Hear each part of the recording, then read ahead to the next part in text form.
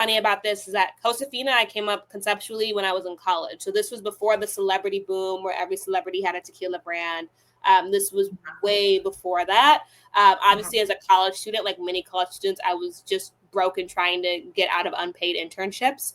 Yeah. But for me, it was very layered. I think in 2020, obviously, we had the death of George Floyd. I think that woke up a lot of brands. It also woke up a lot of consumers.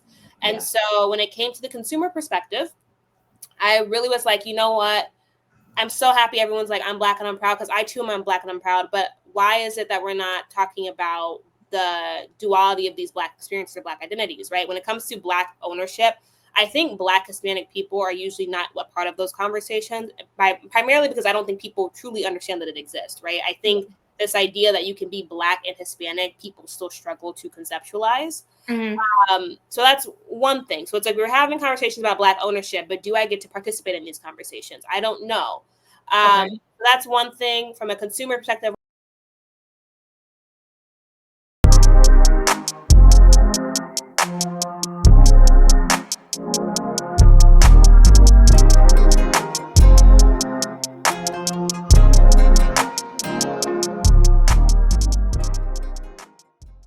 Hey, Style Crew. As promised, we are back continuing our Black Business Month episodes. And this is an industry that I am not familiar with, so I'm very excited to talk to our special guest. We have Katherine Tinsley here with us of Josefina Tequila. I am definitely a tequila girl, but as far as enjoying tequila on a night with girlfriends, that's the extent of my knowledge. So I'm very excited to have her here to jump into all the things.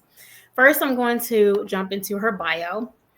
Katherine Tinsley is a writer, editor, and the founder of Josefina, a tequila brand named in honor of her late grandmother and rooted in sustainability, cultural pride, and radical transparency.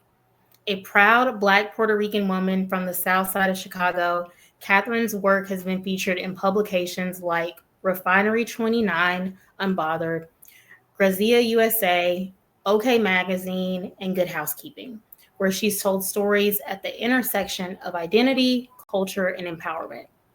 Katherine launched Josefina to fill a void in the spirits industry, one that too often excludes Black and Hispanic founders, and to create a brand that celebrates legacy and luxury without compromise. As a solo founder and graduate student, she's determined to shift the narrative of ownership and build a company her community can be proud of.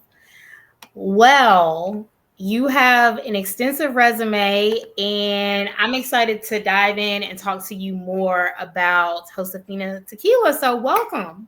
I'm happy to be here.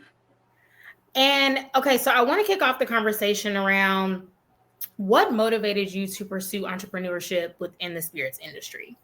Yeah, I mean, I think for me, entrepreneurship was always going to happen. When it comes to my own background, my mom had her own consulting firm when I was growing up. My dad had his own private practice. And I come from a long line on my dad's side of entrepreneurs. My granddad owned a rib shack here in Chicago. So entrepreneurship was all I saw or knew. I didn't really see many adults who had to work for other people. So this was always my path. When it comes to spirits, though, I always tell people, if you're familiar with Chicago, Benny's is a huge liquor store here. And I, like a lot of people, turned 21 in a global pandemic. And so as a byproduct of that, I learned about liquor and alcohol in the comfort of my home and through YouTube videos and TikTok, rather than learning about it in the club or a bar per se, right? Which I think millennials got to have those experiences. Gen Z did not. Yeah. And so going to Benny's with a mask on with my mom and just asking a lot of questions in the tequila aisle, because I had fallen in love with tequila. I knew that my body reacted differently to tequila versus a wine versus a champagne. I'm not really a fan of either versus a beer. I love tequila. I'm not a big fan of all the other things. And so I'm someone who hyperfixates. So as a consumer, I'm like, I wonder if this is on the market. I wonder if this is on the market. And I just had a lot of questions about sustainability. I had questions about ownership. I had questions about production. I had questions about who was manufacturing things. And that really birthed this founder journey for Josefina, while simultaneously I'm going through grief for the first time. My grandmother passed my freshman year of college. And I had so much regret because I feel like I never got to say goodbye. You know, my mom and my grandma had this huge fight and it became this whole schism. And then she passes, and it's like we lost so much time that could have been spent, you know, saying goodbye, building more memories while we had her. And so I'm dealing with that while also maturing and also becoming a consumer and also like finally having my own money to spend. And that really birthed Josefina. You said a mouthful, so I want to unpack. So first and foremost, I want to offer my condolences. I imagine it was perhaps a few years ago, but I still want to offer my condolences because the grief and missing it never goes anywhere. So I just want to offer that for the loss of your grandmother, especially because the brand is named after her. Yeah. So I want to say that. And then the other thing I wanted to acknowledge, you recognize that your body responded differently to different spirits. Can you tell us more about what your experience was like with understanding that? Because, and the reason I want to dive into this, I imagine that we have listeners that have similar reactions and may just think, like they may wake up the next morning and think, oh, it's just a typical hangover, or, oh, I'm just bloated. Like, and that may not be the case. Their body may actually be rejecting something that's in these spirits. Yeah. I mean, so for me, there's a diversity of conversations, and I want to preface with saying, like, this is my perspective as a consumer and a drinker, not as a medical professional, just because I do know people will get very upset if I say anything and I'm not a doctor. But for me, it's like, first you have to think about like how much sugar is in what you're drinking, right? Yeah. In your cocktails, in your rum, in your wine, etc. So there's a lot of sugar consumption that you are taking in and putting into your body. Then you have to think about, you know, with wine, there's sulfites. With, you know, with most tequilas in the market, about 70% of tequilas now, for the most part on the market, have additives in them. Additives are very common. There's also the fact that a lot of tequilas in the market might not be purely tequila. I mean, there's a class action lawsuit right now against a pretty big manufacturer alleging that they use tequila mixed with other alcohols. Okay. So a lot of consumers, for the most part, don't really know what they are drinking or what's in any of their alcohol, whether that is wine, whether that's tequila, whether that's rum. There's not as much knowledge about what you're drinking in the bottle that you're purchasing. For me, when it came to wine, I wanted to love wine so badly. You know, I had a girlfriend from college. Her mom was a CFO of a winery in Santa Barbara. And, you know, they took us to a wine class and you're on the ocean. It's very fabulous. I didn't like one thing I drank. I woke up with the worst headache. I'm bloated. I'm like, I don't really like this. I don't like how it tastes. I don't like how it makes me feel. I don't think this is for me. I drink champagne and I just feel bloated and I have to burp all the time. It's like, well, I don't really like this either. And so trial and error, right? Because I'm young. I'm still young. I'm only 26. And for whatever reason, I didn't have that reaction with tequila. I didn't have the migraines. I didn't have a hangover. I didn't feel sick. I didn't feel bloated. At the same time, I also recognized not all tequilas were made the same. I got introduced to tequila through friends of mine. I mean, growing up in Chicago, it's a very heavily Mexican city and population. So I had friends who were from the Jalisco region who introduced me to tequila at a younger age, probably younger than I should have. And so I was learning after the fact, after being introduced to it through friends of mine and people where it was more familial and communal, having tequila-based drinks out and about and not really knowing what's in my tequila, that not all tequila was made the same. And so that really sparked even more curiosity about, you know, additives, you know, tequila versus a mixto, and just more questions from a consumer perspective as someone who grew up maybe in proximity to a culture, but not necessarily within a culture.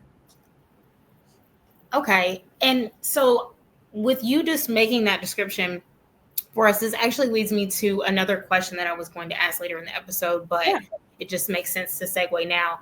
So for those of us who have limited tequila to just simply being either a party drink or just having it casually during a happy hour with girlfriends, what would you want them to understand about the heritage of tequila?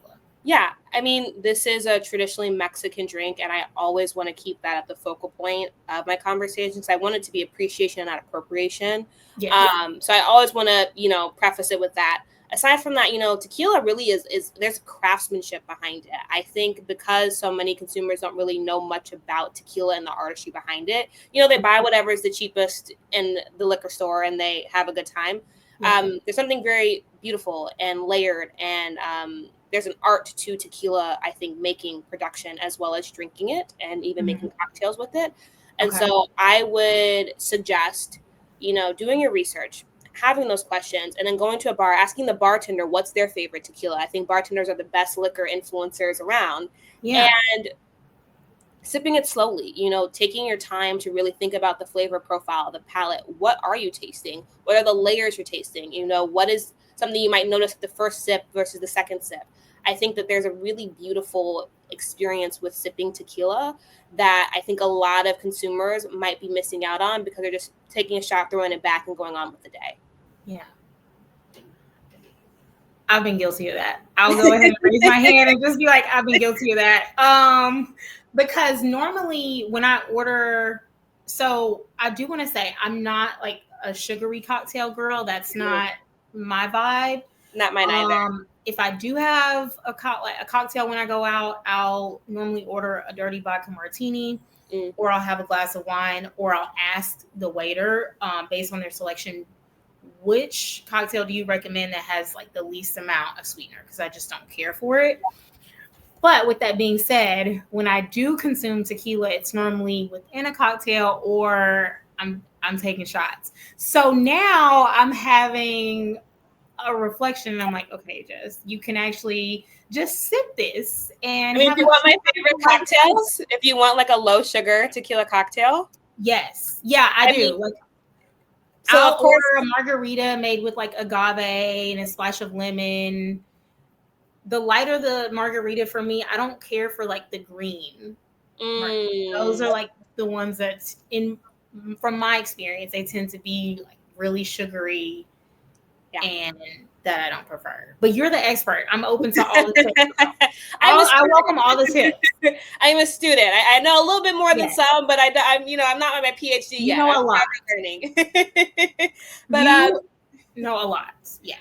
I think for me, okay, so when it comes to tequila, I really like a good reposado on ice with fresh lime. I think that's always going to be really yummy.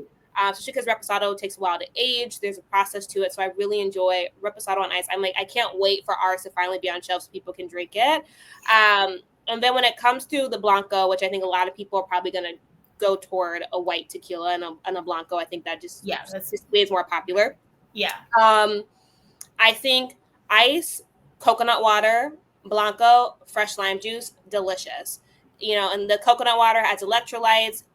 Very simple cocktail. It impresses so many people. It's very easy to make. So I would do coconut water, lime juice, Blanco tequila. If you want it to be bubbly, you can add a little bit of seltzer water. Another good one is ranch water. Blanco, Topo Chico, fresh lime juice. Perfect. Okay. So there's a lot of, or classic tequila soda with lime. There's a lot of very simple, low sugar cocktails that you can incorporate with tequila. I also think when you have a better quality tequila, the flavor itself is, I really enjoy. I'm biased, obviously, but just fresh ice, lime, or even like a little citrus peel is very delicious. Okay. I love all of this. And you just gave me so many options because I'm headed out of town for a work trip tomorrow. Okay. And, when you go on work trips, it's normally like you have the dinner in the evening and a cocktail because we're going to have long days. And you just gave me an option to have like a low sugar drink because I'm not going to be able to work out as frequently this week. So, okay, perfect. Yeah, and most bars will know about ranch water or tequila soda with lime. So they're pretty easy to order while you're out also. See, this conversation is so necessary. Okay, so taking it back to the education as well as the motivation factor. So talk to me like you're going through this process. You're going to the liquor store. You said his name is Benny's. Yes, it's a very popular liquor chain here in Chicago. Liquor store? Yeah. So you're going to Benny's. You're having these conversations, being inquisitive.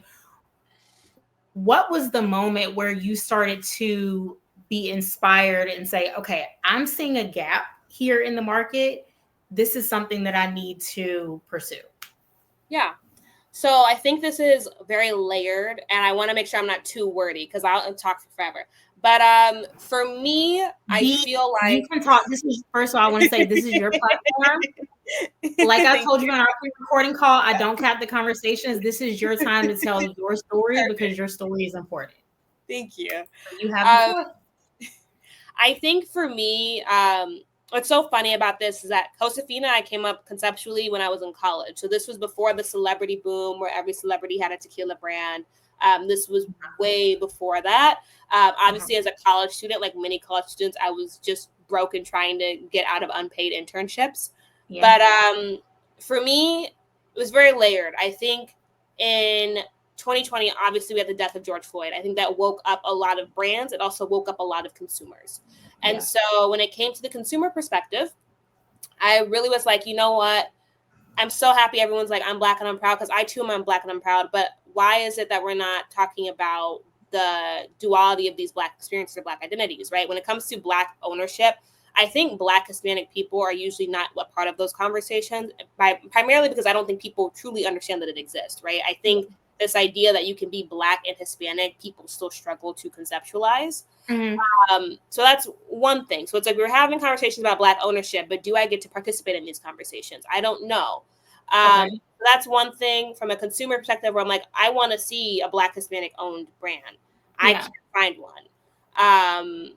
Then it comes down to this living in New York. New York's not the cleanest. Going from a city like Chicago that is so clean to going to a city like New York, drastically different. And seeing just, okay, there's glass bottles every time I go out, every time I'm leaving a club, there's glass in the background, and thinking about what is the material of this, glass doesn't decompose as easily. How many of these glass bottles are we producing just for them to be thrown on the ground in the streets of New York? So that was kind of a thought I was having, just living my life through New York, Chicago, etc.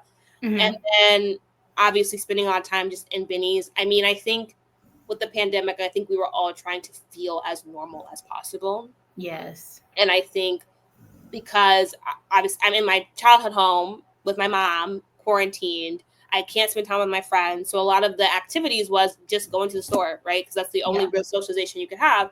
So Benny's trips became our outing for the week because we didn't really have anywhere we could go or hang out. And all of those thoughts kind of were coexisting at the same time as I'm maturing as a consumer. And I think that just kind of birthed it all. I don't know if that answers the question properly. No, it answers it perfectly. And I think it's important that you didn't skip any parts and you shared every aspect of that. What I want to segue into is that we discussed it briefly in your bio, but that the brand is named after your grandmother. And I can imagine that you all had a very close relationship prior to her passing. So talk to me about the importance of including her name within the brand and what sparked that for you. Yeah, I think for me, my grandma's really the only grandparent I got to grow up with. My mom's biological father I've never met. I don't even know what he looks like. Like if I saw him on the street, I couldn't tell you that was my relative. And then my mom's stepdad, who I grew up with, grandpa, passed when I was 3. And then my dad's parents passed when I was maybe like 8 or 9, but I didn't spend much time with them, despite the fact that they lived in Chicago. My grandma, my mom's mom, she would come from Ohio to Chicago to spend time with us. She then moved to Chicago. She lived in our home. Like I gave up my bedroom so my grandma could move in and she could take my bedroom, and I moved into the attic. I'm still stuck in the attic to this day. But like, so that was our relationship. And, I always say this because I do think when it comes to honoring your ancestors, you have to also deal with your family's discomfort with doing that. And I always say your ancestors do not need to be perfect to be honored, right? Like their sacrifices, their lived experiences, their trauma put you in a position to not endure those things. And that does not erase maybe the complexities of those relationships, right? Like I said before, like my mom and grandma had this huge fight, right? Like we didn't get to say goodbye over this, argument. That's a very real thing, and that's very unfortunate. But at the same time, this is the woman who taught me about style, about fashion, who taught me about, why shouldn't I deserve to have luxury goods? I mean, she would go to Neiman Marcus on a Wednesday and walk out with Louis Vuitton luggage because she felt like she deserved it. And that kind of audacity, that boldness, that love for fashion magazines, I got from her. And, when she lived with us, I'd come home from school and I would just crawl on the bed with her and I would hear her stories. And I'm probably the only person in my family who knows the most about her because after school, that was my activity. You know, I was really a lonely teenager. I didn't really have any friends. So I would come home, my sister would be out with her friends, and I would be with my grandma listening to her stories, or with my mom hanging out with her. So I think that for me, there are so many aspects of who I am as a woman that I obviously get from my mother, but I also think there's many passions I have as a woman that I get from my grandmother. And I'm so blessed that I grew up in a generation where I am afforded so many opportunities that I can take all the lessons she learned and all the lessons my mother learned and build upon them and build the things that they couldn't build in their generation. You said something really profound in terms of that our ancestors didn't need to be perfect to have to be honored. What helped you come to that realization? I think it's the frustration of how I think people handle death very differently. Yeah. Right. And like, I think losing my grandmother is the first time I've experienced grief. Because my other grandparents, they weren't a part of my day-to-day life. So I can't really grieve people that either I was too young to remember, or I didn't spend enough time with for me to be impacted. Like, my grandma lived in the house with me. So this was someone who was a part of my identity and my molding. And I think losing her was very painful, because it's like, oh, I'm going to graduate college and she can't see that. I'm going to get married someday, hopefully God's will. She won't be able to see that. And so I think that was a very complex experience of dealing with grief for the first time. But you also have to hold space for the fact that this is someone who had different relationships with different people that you also love. And they might not be processing grief in the same way you're processing it. And so that stance kind of came out of a response to how everyone was feeling. It's like, I get how you feel, right? Everyone's entitled to how they feel.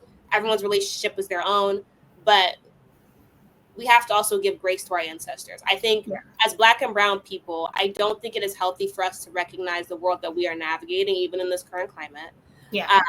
How that molded our parents, our grandparents, etc., and then not extend them grace, especially when they're no longer here to defend themselves or tell their stories.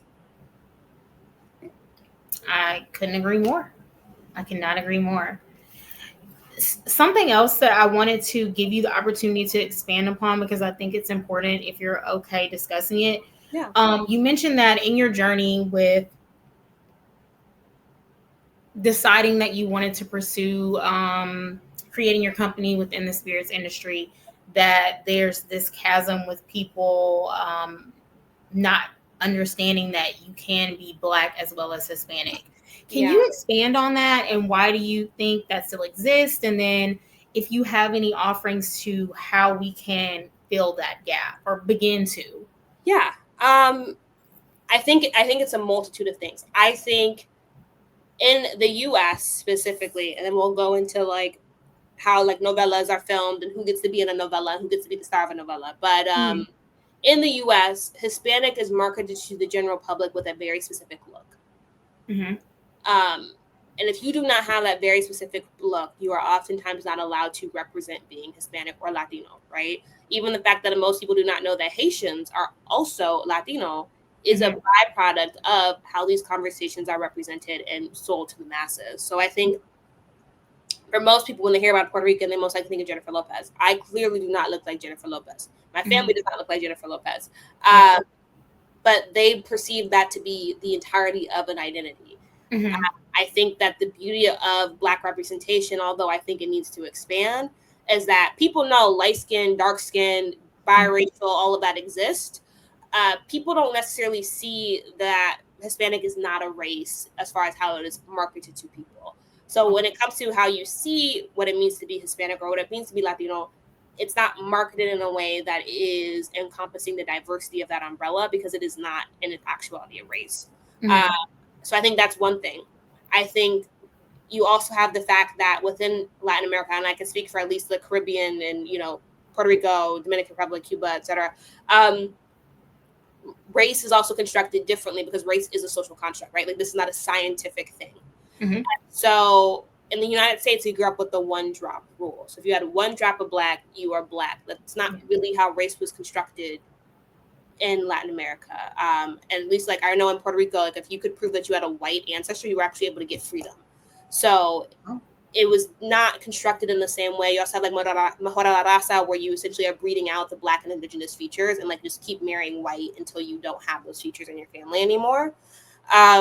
So there's the reality of like anti-Blackness in these countries. You have a lot of people who've also been socialized to perceive Black as African American, who then come to the US and might present as Black, but won't identify with it socially or politically or culturally.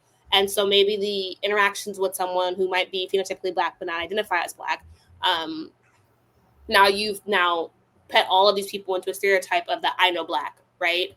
Which is such a common joke people make about Dominicans, and it's so messed up because there are so many Dominicans who are proudly Black and who are actively doing the work and actively fighting to advance Black people across the diaspora. And the idea that Dominicans inherently reject their Blackness doesn't make space for the complexity of these conversations. But I do think it's very layered. I think there's first the fact that people see Hispanic as a race, so they don't see Black Hispanic people on their television screens or their magazines. And when there are Black Hispanic people, they do not play Hispanic roles. Like when it comes to Zoe Saldana, Christina Milian, Gina Torres, they're oftentimes taking roles that are supposed to be African American roles. And so when it comes to representing Latinidad, these women, while they are unapologetically Latino, they don't necessarily get to take roles, or they're not offered roles that really capture their own identities. So I think it's represented in a way that is very whitewashed.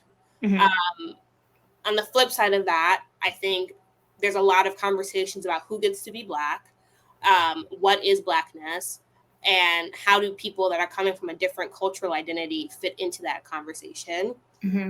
And then you also have the I know Black jokes, where then a lot of people think Black means African American, and so they think that people who are non-African American are simultaneously not Black, which that's not reality. If they weren't Black, they would be treated as people who had the privileges of not being Black, and their realities in these countries is proof that they are perceived as Black people. Okay, you just broke it down. So what I want to ask you is, what are some ways that we can begin to shift or try to shift these perspectives?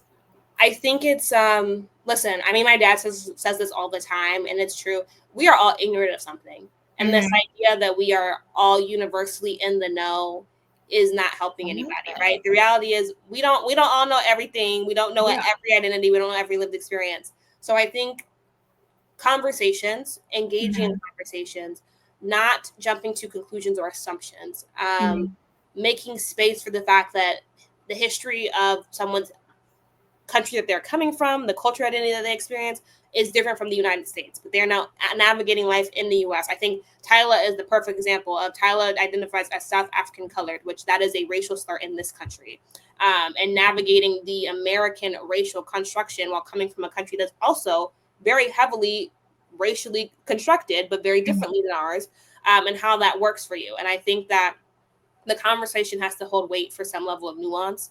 Conversation also has to, I think, prioritize community. I do know my parents decided to have a kid at 40. So I grew up with parents who grew up with the civil rights movement and the second wave of feminism and, protesting the Vietnam War, and all these social movements were happening during their own evolution as people, that I grew up with Pan-Africanism. So it wasn't really till adulthood where I realized so many people are dividing Black people by ethnicity, because, where I grew up and the age of my parents I grew up with, these weren't conversations I really had to think about until adulthood, where I realized I'm like, oh, like people don't realize that Black is more than just one thing.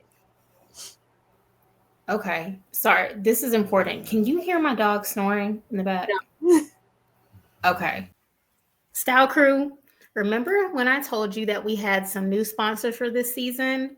Well, I cannot wait to tell you more about one of our newest sponsors, Brit's Body Butter. I am actually holding some of her fragrance oils, which are my favorite products from her. And my favorite fragrance that I wear on repeat, and I constantly get compliments when I wear it, is the Amber Vanilla. So I am a vanilla girly. I wear this fragrance throughout the year, but I wear it in different combinations to be appropriate for the season. And I love layering my fragrances. I first came about her products at an event here in Atlanta. She was one of the pop up vendors, and I instantly fell in love. I purchased the Amber Vanilla, the Summer's Love, and the Strawberry Passion. And as you can see, I have been using them all pretty frequently, but mostly the Amber Vanilla. And how I like to use this product is I will spray it on my pulse spots. So behind both of my ears, I'll spray it at the nape of my neck, in front of my neck, in between on my chest, as well as the crease of my arm, as well as right at the beginning of my underarm. Because as the night goes on, you might start to sweat. You want to make sure you're smelling great. And this product really helps aid with that. And then I'll follow it up by topping it with my fragrance choice of the evening, whichever perfume I choose to wear. I find that this fragrance, particularly the Amber Vanilla, pairs really well with a variety of perfumes. And so after I apply the perfume on top of the oil, which would be on my pulse spots, then I'll follow up with a body mist, spray it throughout my hair, all over my body, on my clothing. And then I'm good to step out the door and get all of the compliments of, oh, you smell so great. And one of the other things that I love about this product, you know that I love supporting small owned businesses. And this is another Black woman owned business, and they are completely integral in their process. You can get in touch with someone easily, and I just can't recommend them enough. I can't tell you how much I love the products, and I always get compliments. Just to tell you a little bit more about Brit's Body Butter. At Brit's Body Butter and Oils, we believe that beauty goes beyond the surface. True beauty comes from within and is reflected in how we treat ourselves, others, and the planet. Our philosophy is rooted in mindfulness, positivity, and sustainability. Experience the pure, lasting hydration of Brit's Body Butter and Oils. Your skin will be sure to thank you. And so, for the listeners, you know I have a code for you. The code is Styled by Jess. That is STYLEDBYJESS. And this will get you 15% off of your purchase price.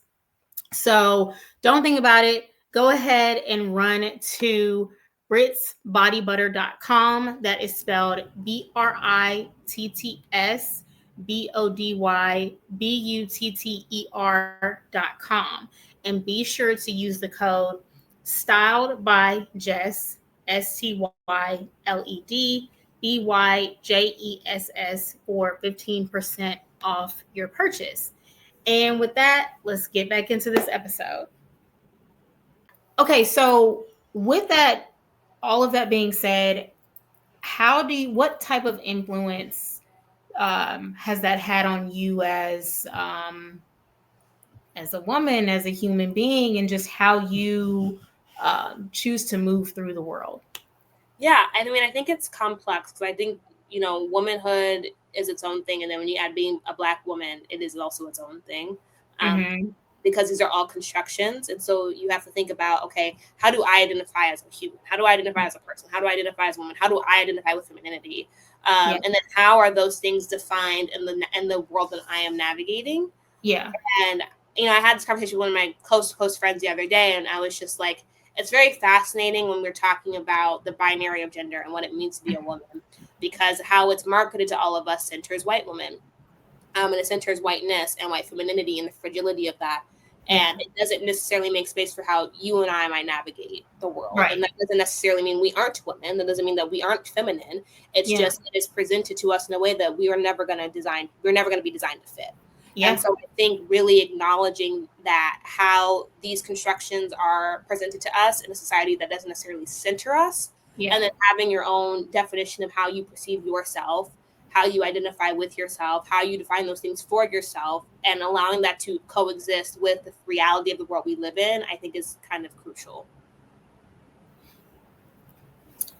I appreciate everything that you shared, as well as the education on it, because just to be transparent, these are certain topics in terms of being Black as well as being Hispanic that I am very ignorant to. And I just appreciate your willingness to share it with us and just share your heart and your story, because I think that's one way that we can begin to move the needle, as well as people's willingness to be curious. Yeah. Yeah. But also, I think not getting angry at people asking questions. I mean, obviously, if someone's disrespectful, yeah, that is one thing. But I think taking offense to curiosity, I don't think is going to move the needle further either, right? Yeah. I think I get asked all the time, what ethnicity are you? Which parent is white? You know? Yeah. I know why people think the way that they think, right? I'm Yeah. not going to sit here and pop off at them or yell at them or get offended. I understand why they think someone who looks the way I look has a white parent. I understand why they're asking me, what are you mixed with? And Yeah. while it might be annoying to have to ask it regularly, especially when you're coming up in school, it's like, okay, you guys ask me this every year. Like, we've been in school together for a while. Right. But the reality is not changing. Yeah, I'm same parents the whole time. Yeah. But I think being open to dialogue, I think, is the only way we're going to improve, even detached from Blackness. I think as a country, if we are not willing to engage in conversations that are uncomfortable, we are not going to get far. And I think the reality of people being in refusal to engage in discourse, obviously, again, I'm not talking about anything disrespectful. But if it's just someone asking, what does it mean to be a woman for you? What does it mean to be Black to you? What does it mean to, be a part of Latinidad but not be represented by it, right? Those very deep questions that I think center you as a being, I think shouldn't be off the table for conversation. Because if we don't engage in these types of conversations, we're not really building community, we're not building bridges, and we're not really moving forward. Yeah, I agree. I agree 100%. Yeah, I'm excited to hear the response and the openness to this conversation. Yeah, me too. Okay, so I am connected with you on LinkedIn. That's how I came about you as well as your story. And I've been following your journey to raise funds and now allow investors for your business. Can you walk us through that process, how that's going, and just break down anything that you feel is important for the listeners to know? Yeah.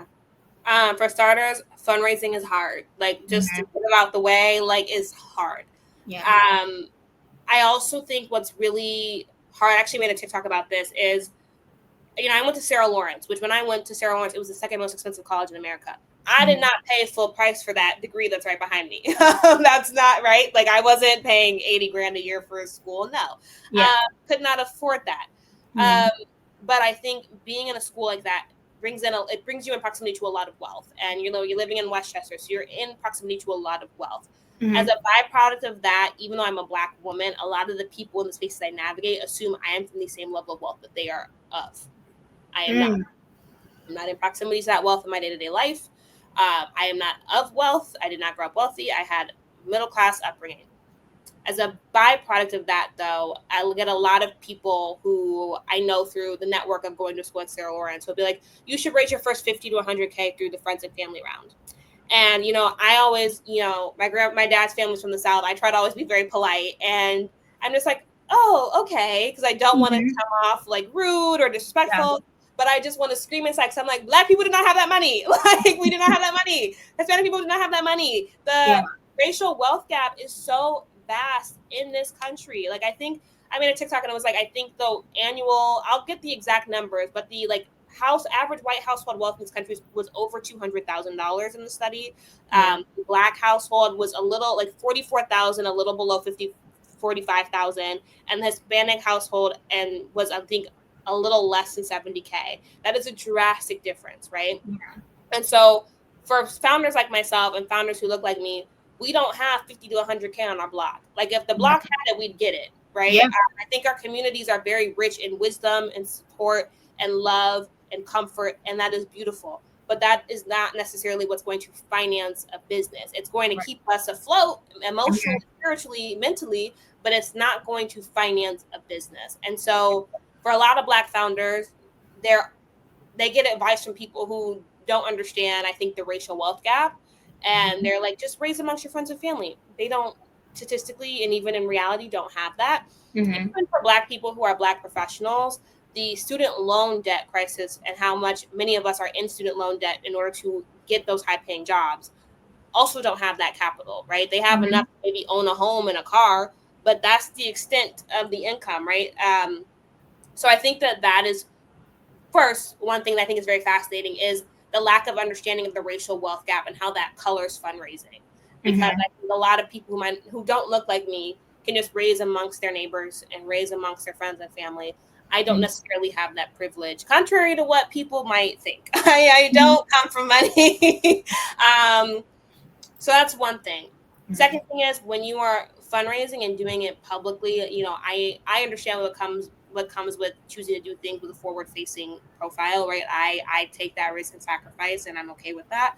But you get a lot of entitlement, right? So you get questions about what your parents make, how much you make, why there's a lot of entitlement. You would be shocked how many people feel entitled about every detail about you just to give you $10.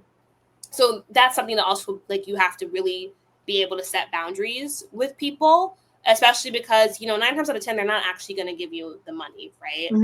Like you want to know a lot of intimate details about me and my life for you to give me a check when these are not details about my business or what I'm building. It's about me. So I think that is second thing where setting boundaries obviously politely and respectfully and try to center what you're building and not yourself. Because this is very purpose led, and I know that as the founder, because we've not hit shelves yet, I know a lot of people are really investing in me as a founder, but making sure not to be so inappropriate with potential investors, I think, is the second thing.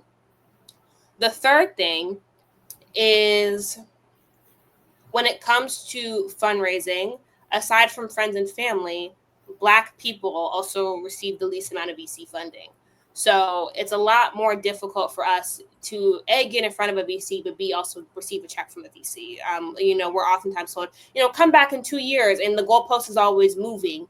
And you're required to be a lot further along overwhelmingly. And this has been my lived experience. And like I have founders in my network who talk about their fundraising experiences, and it's very similar where they were told they need to be a lot further along. And then they have counterparts who are not Black, who did not have to be as far along as them. And so it feels like a microaggression. I'm like, maybe you don't believe in me and that's fine. But if I looked different, would you have the same responses to me? I don't know. So that's the third thing. And I think the fourth thing is that crowdfunding, it allows people like me to enter these spaces, but at the same time, it's also difficult because you have to get people to want to invest in something that might not even be familiar with investing. I also think culturally, we tend to be more apprehensive and like reluctant about things like that. I think, in my own personal network, people are like, why are you doing a GoFundMe page? I'm like, it's not GoFundMe, right? I think a lot of people within our community don't fully understand the finance landscape, the investment landscape. And so there's a connotation they have with crowdfunding that is not the reality of crowdfunding. And so you have to also deal with that, where maybe they have the capital to give, but they don't fully understand what crowdfunding is, so they're not going to give it, even though they might want to. And so I think those are really all the things. We had a Kickstarter. We didn't meet our goal, but we've pivoted to WeFunder, which actually allows people to invest in Josefina rather than donate. And so I'm excited to see where that goes. I've learned a lot about this process as a founder. I will also say with WeFunder, their team has been so supportive that it makes this process a lot less stressful because I actually have a resource where it's a person, not AI, that I can schedule regular calls with and meet with. And so, I'm excited. And, by God's grace, we will meet and exceed that goal. You will.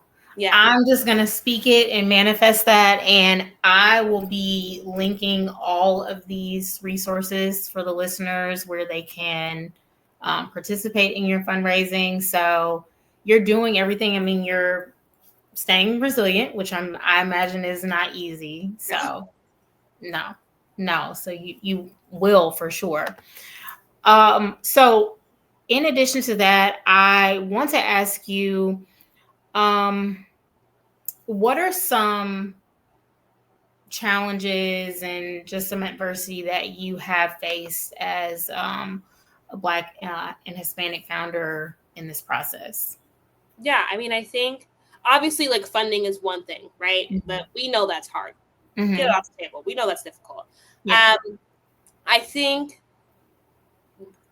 the biggest things for me is the reactions to me having the audacity to demand the reality of what it costs to scale a business.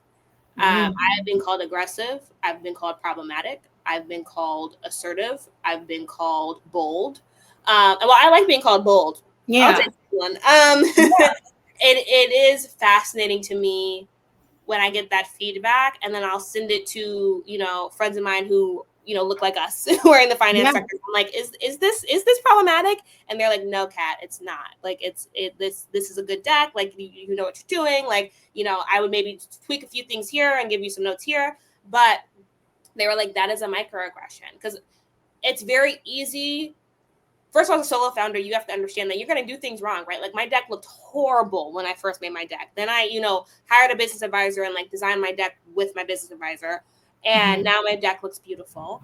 But there are times where the feedback is legitimate, right? Like, I sent my deck out when I first got this concept years ago to a VC firm that was, like, Latinx owned, and they gave me a list of notes that were so useful, were so helpful, but they were well-intentioned notes, right? You could tell that they read through the deck. They took, like, notes for each page, or, like, you should ask yourself these questions, right? Those are notes and feedback that I was able to apply and utilize, right? But then you get comments where it feels like it's almost like a character assassination, where it feels inherently personal, right? When you get called aggressive or bold, right? There are also words that are often used to describe Black women all the time. And so when you're called those things, especially as a Black woman who has navigated spaces where, like, I'm the only person of color, let alone Black person, right? Like, I'm representing everybody. You get called those things for simply just articulating whatever, right? Because your words are always going to be manipulated by people who are not interested in understanding you. And so it can be very triggering, I think, at times when you get told you're aggressive for simply asking for what your peers are also asking for and getting. So it's really hard to maintain faith if you don't have it. If you are entering, I think, entrepreneurship from a very ego-driven place, best of luck. I am doing this because I feel like God called me to do it, and I'm just going to follow him. And obviously, I'm going to do the work. I think you got to give him something to bless. Like, you can't just be in a corner. But if I didn't have faith, I wouldn't keep doing this. Faith is the sole thing pushing me. Faith is the sole thing that is making me go through this. And faith is the only reason why when I get those comments, I can brush them off. But it is frustrating to hear. And then you also get the questions of, well, people don't want another Black Hispanic-owned tequila brand. I'm like, okay, remove my identity from it. Everyone has a grandmother. Everyone's experienced grief. Consumers also, detached from all of that, deserve to know what they are drinking. Consumers at a basic level deserve to know what's in the bottles. Consumers at a basic level deserve to be able to see the journey of a founder and a brand and how it got on a shelf. On a very basic level, detached from the history we are potentially making, detached from my own identity, our own brand story, as a product, remove all the other things from it. As a product, consumers deserve to know what is in their bottles. Consumers deserve to be able to have access to a luxury experience at a reasonable price range. If you say that, right, it shouldn't be that controversial, right? So I think that's been also very fascinating, is I think because we're in a climate where I think people are very apprehensive about DEI, and as a Black Hispanic woman, I am inherently DEI, right? Like, existence is DEI, right? And so as a byproduct of that, I think a lot of people are like, well, people don't care about identity. It's like, no, they do. If they didn't, they wouldn't be boycotting Target. They care about identity. It's about how we are engaging with their identity that is turning people off, right? It's not about the fact that they don't care. It's not about the fact that they don't want to support these types of brands. It's how we're talking about these brands. It's how we're presenting these brands. It's how we're marketing these brands. It's how you're putting these brands on the bottom of a shelf. That is what is producing that. It's not really that people don't care. People care quite a lot. Because if they didn't care, the social media traffic that we have already and we haven't hit shelves would not exist. 100%. So with that, I want to ask you, with the challenges that you face, what are the joys that you've encountered as well that have kept you going? I know you mentioned your faith. as being a foundation for you. But what are some other things and just other like signs and encounters that you've had in this process that have really given you that push to keep going? Yeah, I feel like every time I have thought about quitting, like my grandparents have sent me a message.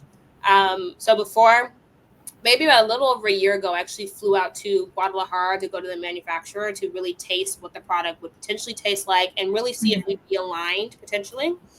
And so I brought my brother with me because there's no one's opinion I probably value more than his because we have a 17-year age gap. So Yeah. I value his opinion quite a lot. So we went together, but the night before our flight, I had an extremely vivid dream. And the only reason I know it was a dream is because I know my grandmother is deceased. That's how vivid it was. Where I walked downstairs from my bedroom to my breakfast nook, and my grandma was downstairs in her purple robe. She had like a purple velvet robe she wore all the time. She was always cold. With her instant coffee, and she smiled at me. And then I woke up. And I was like, well, maybe I'm just like thinking about her, maybe it's just a coincidence. I mean, obviously, I'm naming the brand after her, Mm-hmm. And so I go to my first like business meeting as like a CEO and founder in Mexico. And I realized I'm going to have to raise significantly more than I thought I was going to have to raise. Mm-hmm. This is scary. Like maybe I should just bow out, right? Like I'm like it's early enough where I can just dip on this dream. Yeah. And so my grandpa, who's like my mom's stepdad, but my grandpa, his name was Lázaro. And we're heading back to the airport to our flight from Guadalajara back to Chicago. And I see in huge letters before we get to the airport, Lázaro, heading to the airport. And I was like, you know what? If that's not a sign, I got to keep going. Mm-hmm. And if it's not a sign, I'm going to accept it as a sign. but obviously, I can't afford to quit. And so it's little synchronicities. Even like one time, still living in New York, still thinking about whether or not I need to like go to business school. Because I was making a lot of contacts with people in the distribution space, and I noticed they all had MBAs. And I'm thinking about, should I go back to Chicago? Like, New York, everything feels like it's in New York when you live in New York. Mm-hmm. Like, should I really leave? Like, I'm not necessarily happy here. And like, I love working in media, but I really want to position myself to like build Josefina. And like, if I live in New York, I can't afford to build anything but my media career in New York because it's so expensive. And I had this Dominican beauty salon that I love in Bed-Stuy. And I just was like, you know what? I'm anxious. I need to go get my hair done. And the girl behind me says in Spanish, she do my rollers.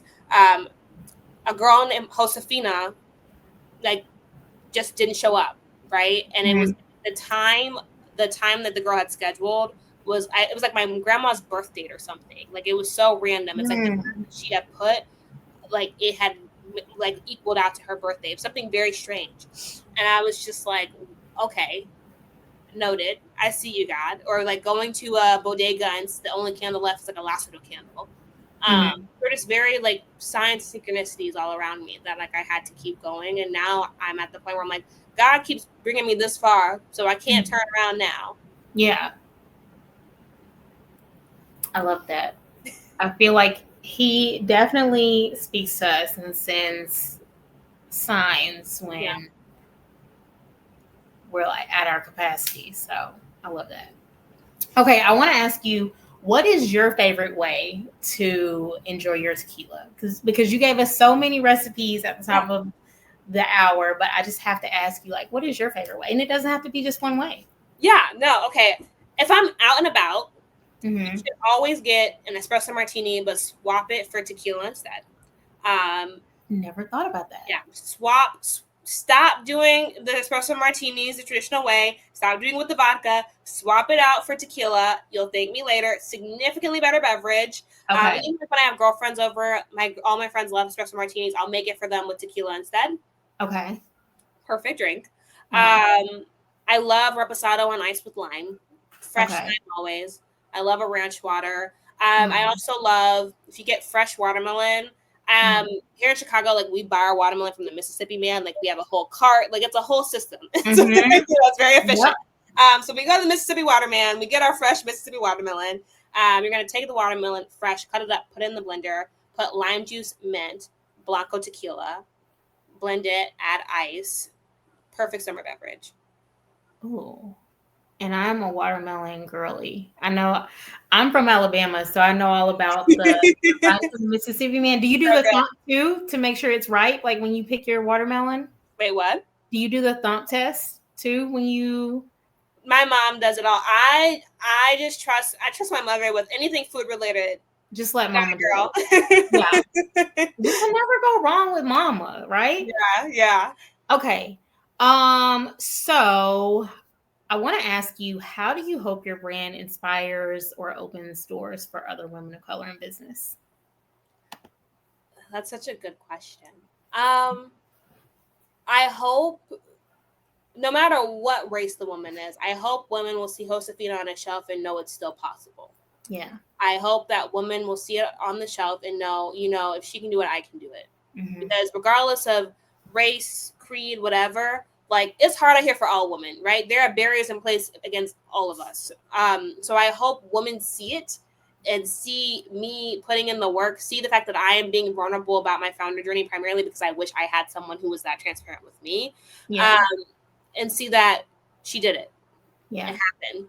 She's doing it while maintaining her femininity. She's doing it while honoring femininity, right? I think my grandma was a very elegant woman. I mean, she Yeah. had like 10 ear piercings so she could wear all her favorite gold hoops at once. Like she was just, a different breed of Mhm. person. But so I think that's one thing because I do think as I have a conversation with a friend, I'm like, I don't need to reject my femininity to be successful. I don't No. need to abandon the fact that I am a woman to be successful. I can still be soft. I can still lead. I can Yes. still set boundaries and still have a softness about me. And Yeah. I'm comfortable with that. I'm okay Mhm. with that because Yeah. pretending like I'm masculine is not going to be fulfilling, right? I don't No. want to succeed in a way that's going to be unfulfilling to me. So Yeah. I A, want women to see that. I B, would like women to know that it's okay to be curious and I think explorative. I think that a big part of how I became a founder is because I am just an inherently curious person. Mhm. And I think that's the beauty of things. And I think, following your intuition, following where God guides you, following um, the path that's for you, even if it's bumpy, I think is something that I hope women will take away from Josefina once it's on a shelf and they're sipping on it at home with their Mhm. watermelon cocktail or their espresso martinis. Yeah. I love that you brought up not feeling like you have to assimilate and operate in masculinity to succeed, because I think there are conversations happening where women within corporate spaces can talk about these things and don't feel like they have to. Yeah. But I do think that narrative still exists, like, oh, I'm in this male dominated industry or this male dominated office, and I have to be this way to be successful. And I appreciate that you acknowledge that that's not something you're willing to accomplish, to compromise on to be successful.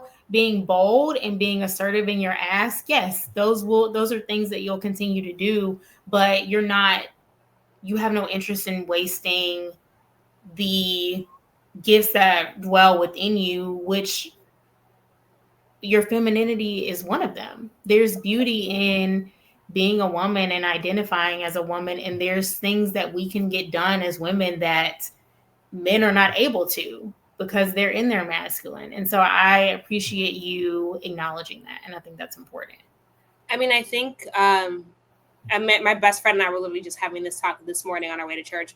To be a woman is like an inherently spiritual experience. Yes. And the way we create, the way we dream, the way we envision, the way we birth, even outside of, becoming a mother, right? The way we birth conceptually, right? Yes. Like the way that I was able to conceptualize this and think about it and feel it and feel so tied and connected to it emotionally, spiritually, physically to birth something conceptually. Um, that is a very beautiful experience. And that is also a power. And Yeah. while I understand we navigate a patriarchy where our femininity is oftentimes undermined, it is powerful. And divine femininity is powerful. There's so much strength in that.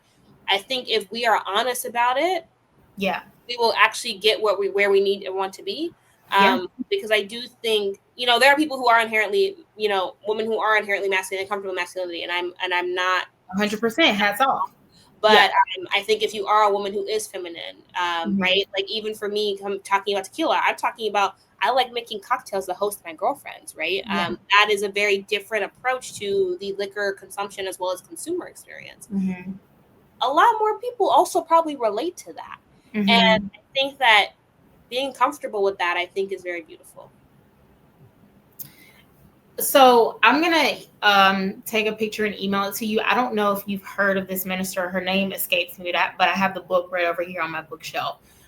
So there's this like Bible study series that she teaches. It's called The Rib, and it talks about the importance of women being the rib and how the weight that is on us with that role, but also just the beauty within it, everything that you just said. And I actually came about it at a women's conference last year. And the sermon itself, I haven't done the Bible study just yet, to be transparent, but I did see the sermon, which is what prompted me to purchase the book. And it was extremely transformative for me in terms of viewing my role within a future household and as a mother later in life and all those things. So I share that just to say I agree and I resonate with the conversation that you were having with your friend. So I'll email you a photo of it so you can check it out. I would love that. Yeah. Okay. Where do you see Josefina in 5 years? In 5 years, such a great question. Not just on shelves, but I think for me, this is more than just a product. This is a movement. This is an offering. This is an ancestral offering. This is an experience, and I want to feel in community with our consumer base. And so 5 years from now, we will be on shelves, selling nonstop, but also in community with each other. And to me, Josefina is a cultural bridge. We have our team based in Mexico. We have I'm Puerto Rican by descent. I'm African American by descent. Grew up on the south side of Chicago. I've lived in New York. I go to Miami often. I want to feel like we are all interconnected. And I would love to see that diversity of people really being in community together around Josefina and engaging in really beautiful conversations over a drink. I think in Latin culture, we are known to enjoy a drink or two.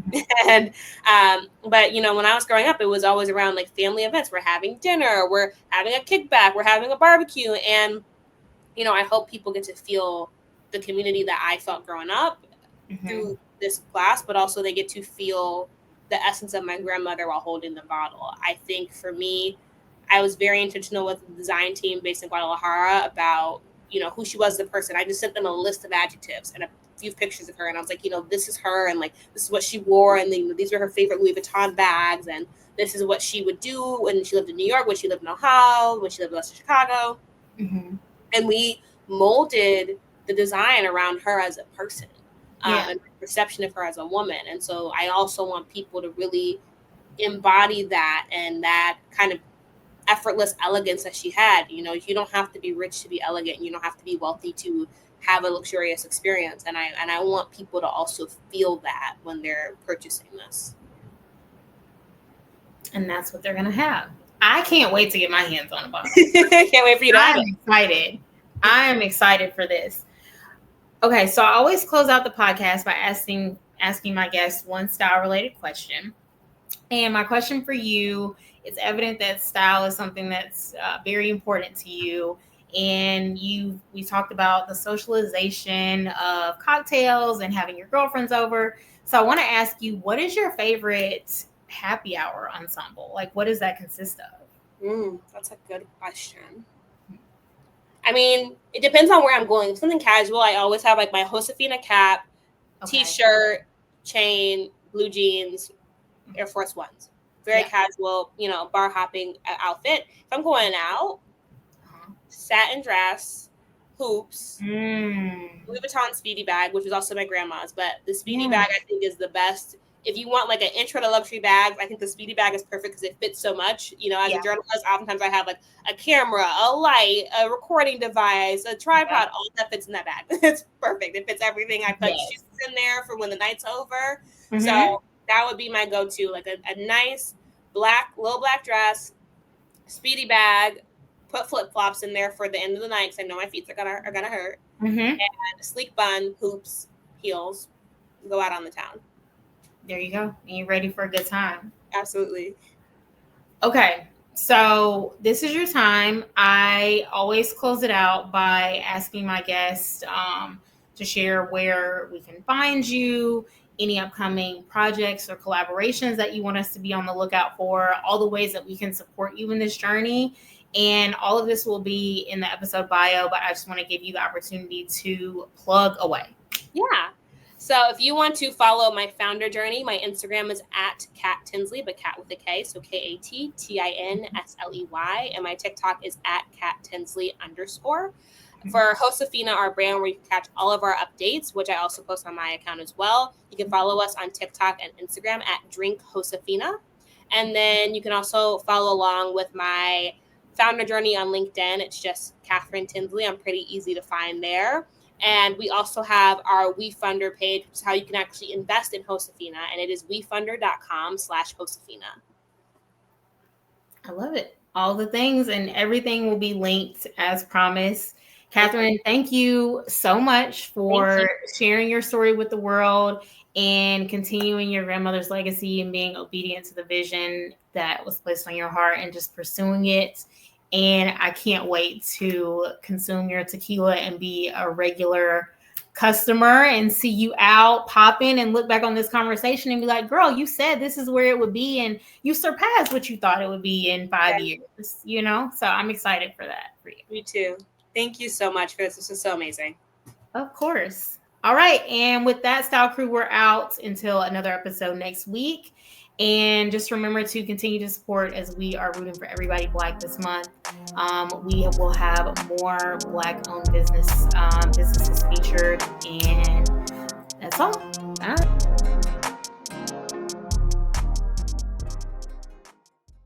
Hey, Style Crew, make sure you're keeping up with our podcast through Spotify, Apple Podcasts, Amazon Music, as well as the Podcast Index. And if you'd like to view the podcast visually, check out my YouTube channel, Styled by Jessica Lauren.